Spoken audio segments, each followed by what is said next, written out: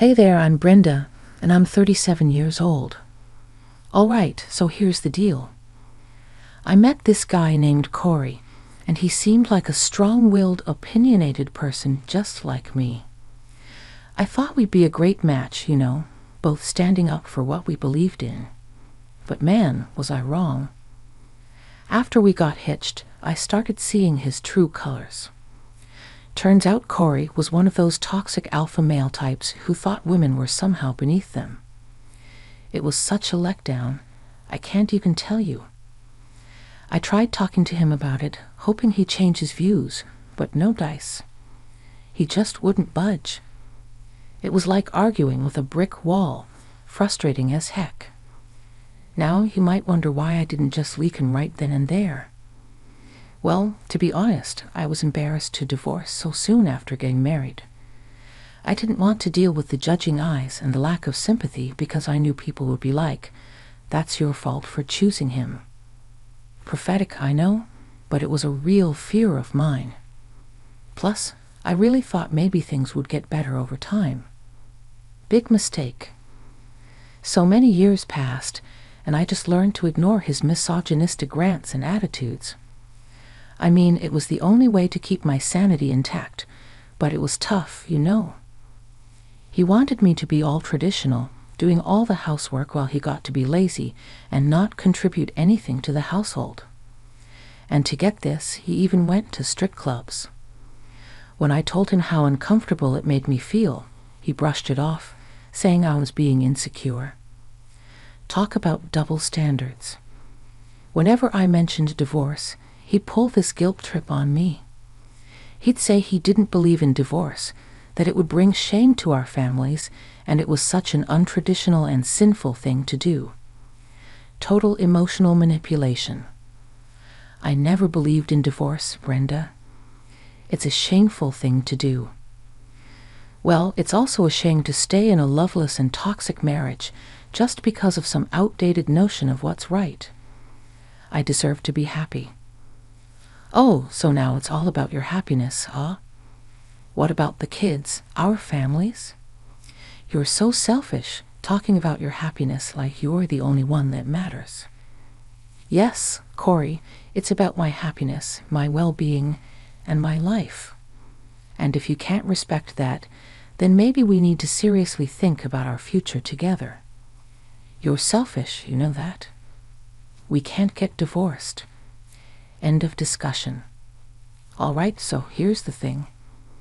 Corey, with all his toxic traditional beliefs, still expected me to work and contribute financially.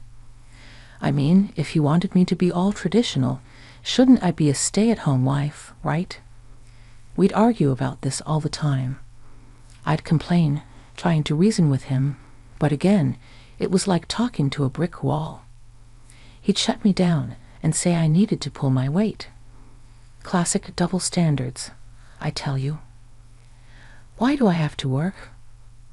I thought you wanted a traditional wife who stays at home. Oh, come on, Brenda, you can't just sit around all day. You need to contribute to the household too. But that's not what you said when we got married. You were all about traditional values, and now you want me to work. Well, things change, Brenda. I can't be the sole provider all the time. Besides, you're capable of working. Capable. Of course I am. But it's the principle of it. You can't pick and choose which traditional values suit you and ignore the rest. Oh, so now you're an expert on traditional values, huh? Don't act like you're so righteous. I'm not trying to be righteous, Corey. I just want us to be on the same page and respect each other's choices. Respect. You want respect, but you don't even respect my opinion on this matter. Your opinion is based on double standards. You want me to be all traditional, but you're not willing to uphold your end of the bargain. Look, I'm the man, and I need you to support me in providing for the family. It's how things should be. No, Corey, it's not. It's not about being a man or a woman. It's about being equal partners in this marriage. It sounds like you're recounting a conversation that's been pretty intense. Here's a formatted version for easier reading. I can't be happy if I'm constantly stifled and restricted by your outdated beliefs. You're just making excuses. You're not willing to be a proper wife. A proper wife? Is that what you really think of me? That's not love, Corey. Love should lift us up, not tear us down. To keep the peace and maybe to save my sanity, I eventually stopped complaining, and his toxic antics had worn me down. I felt defeated, so I just focused on my work to find some sort of escape from his grasp. Funnily enough, when I worked, I felt free. It was like a breath of fresh air away from him.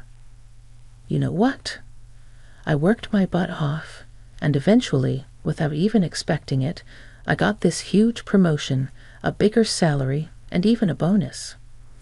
I was thriving, and everyone in my circle was thrilled for me. Everyone except Corey, of course. He had the audacity to say it was untraditional for a wife to make more money than her husband. Like, really? He resented me for my success, trying to make me feel small and guilty about it. What a loser. That's when I started to realize that this wasn't a partnership at all. It was a power struggle, and Corey couldn't handle a strong, independent woman. Brenda, I can't believe you got that promotion, making more money than me now, huh? It's not about making more money than you, Corey. I worked hard for this promotion, and I'm proud of it. Why aren't you happy for me? It's not like I did it to spite you. Yeah, but it's not right. The husband should be the one bringing in the most money. That's an old-fashioned way of thinking, Corey. We should be supporting each other's successes, not trying to compete with each other. Well, it's not right for a wife to be the breadwinner. It emasculates me. Emasculates you? That's not my problem, Corey. I'm not going to hold back my career just to stroke your ego. Of course not. You always put yourself first. No, I put our family first, and that includes working hard to provide for us, just like what you wanted. I can't believe you would choose your career over me. It's not about choosing one over the other, Corey. It's about finding a balance and supporting each other's goals. I don't need your support. I can take care of myself. But I want us to be a team, Corey. I want us to work together and build a life together. Well, I don't need you to take care of me. I'm a man. I can handle things on my own. Oh, Corey, it's not about taking care of you. It's about being partners in this marriage. I want us to be equals. Equals, right? Can't you see how much this means to me? I want us to be happy together, but we can't do that if you're always trying to hold me back. It's just rude and disrespectful for you to do that. Okay then, since you feel so disrespected, then let's get a divorce. We're clearly tired of each other. How many times do I need to tell you? I don't believe in divorce. You know what? I can't deal with you right now. I have to go. In his fit of jealousy, he actually left and went to live with his mom for 2 whole months. And you know what? I was actually happy during that time. Peace and quiet at last, away from his negativity and constant criticism. During those 2 months, I did some serious soul-searching. I realized I didn't need a toxic man like Corey in my life. I had achieved so much on my own, and I was finally proud of who I'd become. When he returned home after those 2 months, he was in for a total surprise. He found a happy, confident, badass, and accomplished version of me. I mean, I looked way better, dressed way better, had more success in my career, and was growing by the week. And being the loser he was, he just couldn't handle it. He started yelling at me, trying to put me back in my place. But this time, I had enough. I shouted back at him, calling him weak and pathetic. I wasn't going to be torn down by him anymore. Look at you, all dressed up and acting like you're some big shot. You think you're better than me now. I don't think I'm better than anyone, Corey. I've worked hard to get where I am, and I'm proud of my accomplishments. Oh, I can see that. You're so proud of yourself, making all that money and acting like you don't even need me. I never said I don't need you, Corey. I need a partner who supports and respects me, not someone who constantly tries to tear me down. Oh, poor Brenda, always the victim, right? You're so weak. You want to talk about weak? You're the one who couldn't handle the fact that I'm successful. You ran away to your mommy because you couldn't stand to see me thriving without you. I needed some space to think, okay? You're always pushing me and trying to change me, and you're always trying to hold me back with your toxic beliefs. I don't need that negativity in my life. Toxic beliefs? You're the one who's changed. You used to be so sweet and caring, and now you're just a heartless, emasculating career woman. No, Corey, I'm not heartless. I just won't let you or anyone else define me. I found my voice, and I won't let you silence it. You're so full of yourself now. It's disgusting. No, Corey, what's disgusting is your attitude. You can't stand the fact that I'm not willing to put up with your toxic behavior anymore. Fine, be that way. See if I care. I care about my own happiness and well-being, Corey. I don't care if you're mad at that, and I won't let you drag me down with your negativity. You know, you used to need me. Now you're just acting like you're better off without me. Maybe I am better off without you. I deserve someone who supports and uplifts me, not someone who tries to put me back in my place.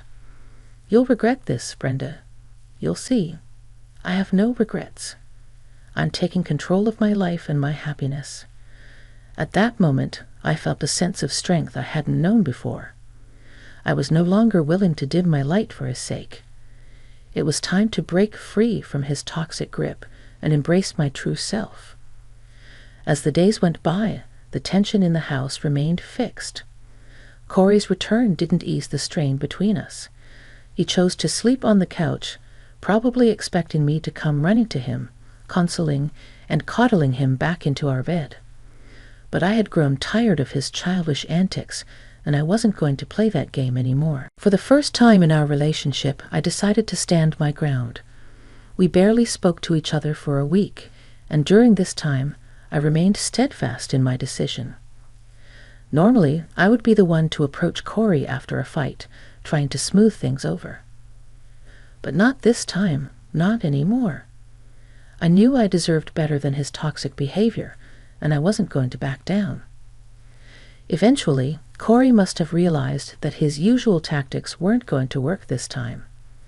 He approached me cautiously, finding me in the bedroom packing my bags for an upcoming business trip. He started shouting, assuming I was leaving him. "What do you think you're doing, Brenda? Are you seriously leaving me?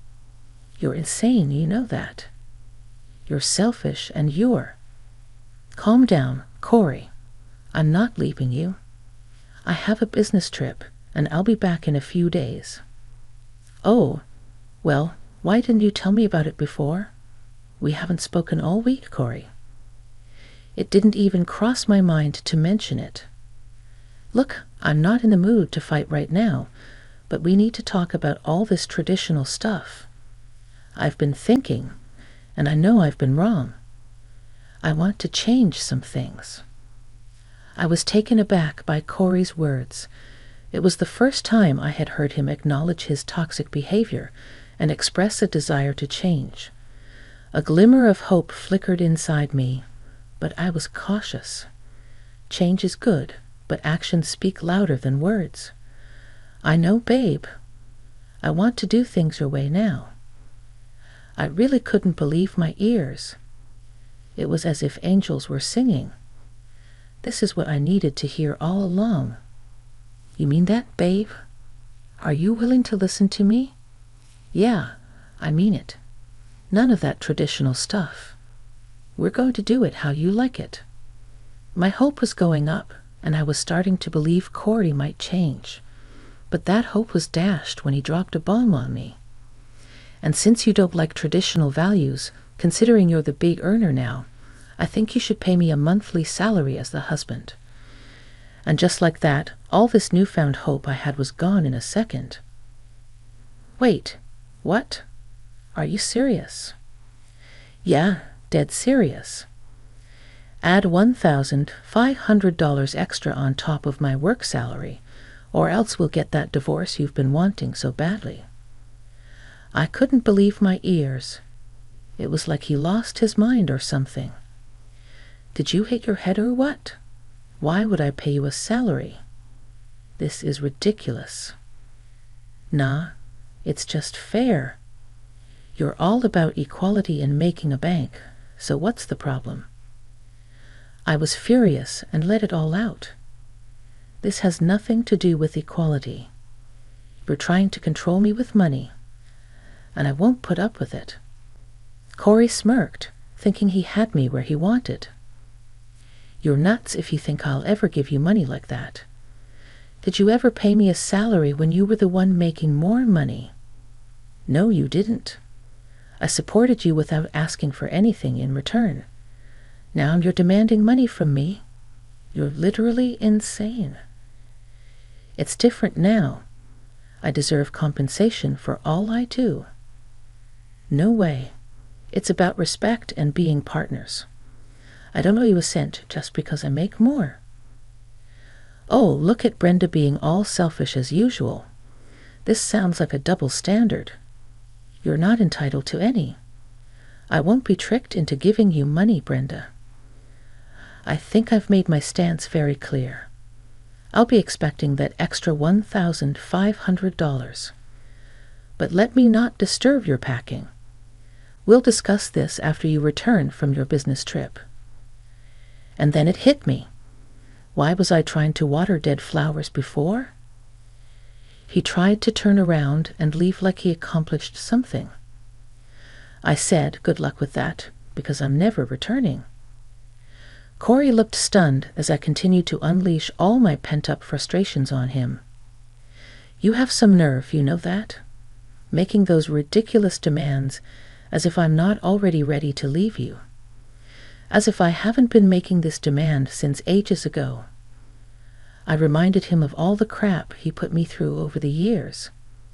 He used to manipulate me, but not anymore.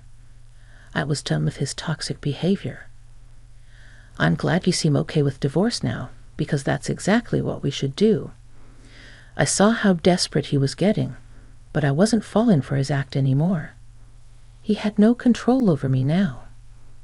I didn't mean what I said. We shouldn't get divorced. You know I'd never mean that. But his words held no weight anymore. I could see through his lies. Corey's facade began to crumble as he realized he was losing this battle. Please, Brenda, I'm sorry. Don't leave me. I'll be nothing without you. I wasn't buying his crocodile tears. It was time to twist the knife a little deeper. You think you can manipulate me with your tears? Pathetic. You're just as weak as your bedroom skills. I saw the shock in his eyes as he heard me completely destroy his manhood. It shattered him completely. Brenda, oh my God. I'm so sorry, Brenda. But I wasn't falling for it. Not this time. Save your apologies for someone who cares. I'm done with you for good this time. I'll draft up the divorce papers soon, and movers will come to take my things while I'm away. Now get the hell out while I pack. He left the room feeling broken and defeated. I finally felt free from his toxic grip. I knew it wouldn't be easy, but I was determined to move on with my life and never look back. While I was on my business trip, I had my friends and a moving company take my stuff from the house as planned. When they reported back, they said Corey looked like a complete wreck, disheveled and looking like crap. It seemed like he wasn't sleeping or eating properly. Good. My friends also told me that Corey asked them to tell me that he loved and missed me and wanted me back, but I knew better than to fall for his manipulative tactics. This time, I wasn't going to be swayed by his empty words. Whenever I posted about my business trip, showing that I was having a grand old time, he would leave comments about how sorry he was and how much he missed me. But I saw right through them and deleted them ASAP. It was all just an attempt to guilt-trip me into coming back to him. So when all my stuff was finally out of the house, Corey had this massive breakdown. I heard he wasn't even going to work and ended up in a psychiatric hospital. It was sad, but honestly, I couldn't let his mess affect my decision to move on with my life. I knew I did the right thing by leaving him. I needed someone who treated me with respect and supported my goals, not some guy trying to drag me down. After the trip, I focused on getting my life back on track and finding happiness on my own terms. Thank goodness for my supportive friends who had my back during this crazy time. Therapy was a game changer too. I needed to work through all that emotional baggage from my messed up marriage and build up my self-esteem. As time passed, I noticed that Corey's attempts to reach out to me were slowly dying down. It was like he finally got the memo that I wasn't coming back. Good riddance, really. I stayed strong and kept my focus on my own growth and happiness. It was time to embrace my newfound freedom and start doing all the things I'd been putting off while stuck with Corey. I got back to my hobbies, traveled more, and even took a shot at a new business venture. It was liberating to finally break free from his toxic grip. The divorce was finalized, and man, that brought a huge sigh of relief. I was done with that painful chapter in my life and ready to move forward. And you know what? Life had a funny way of surprising me. Out of the blue, I met someone new, someone who saw the real me and loved me for it. No strings attached. He respected my independence and cheered me on to chase my dreams. Being with him felt like a breath of fresh air after being suffocated by Corey. With time, it became crystal clear that leaving Corey was the best decision I ever made. I finally found genuine happiness and a sense of self-worth that I never knew existed. Those toxic beliefs and manipulative games of his? Not my problem anymore. I shook it all off and moved on to bigger and better things.